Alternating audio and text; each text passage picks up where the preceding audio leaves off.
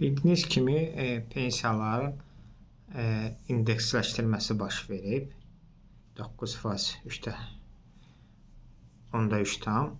Yəni bu da qeyri-rəsmi şəkildə güya pensiyaların artımı kimi göstərilir, amma elə deyil. Məsələn, indeksləşdirmə nə demək? İndeksləşdirmə odur ki, məsəl üçün, əgər siz bunu loru dildə deyim ki, başa düşülsün.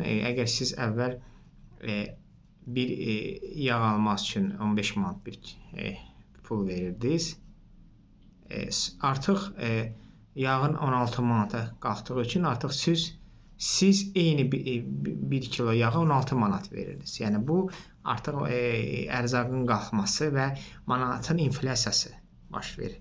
Və sizin alacaq qabiliyyətiniz, yəni sizin 15 manata aldığınız yağı 16 manata ala biləsiniz deyə sizi artıq bunun elə ki alacaq qabiliyyətiniz əvvəlki minimum səviyyədə qalması üçün sizin elə bir ki bu indeksləşdirmə gedir. Siz əvvəl 15 manat verirdiniz yağa 16 manat verirsiniz. Amma eyni 1 kilo yağ alırsınız. Siz 16 manata 1 kilodan çox yağ ala bilmirsiniz. Yəni 15 manata necə 1 kilo alırdınız, indi də eyni 1 kilo alırsınız.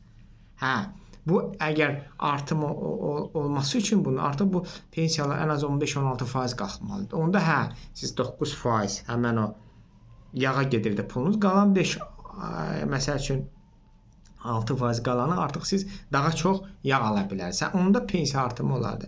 Bunu indeksləşdirmə də məsəl üçün elədir. Türkiyədə ildə 2 dəfə olur, Avropada ildə 4 dəfə olur, 3 aydan bir. Amma Azərbaycanda cəmi ildə 1 dəfə olur.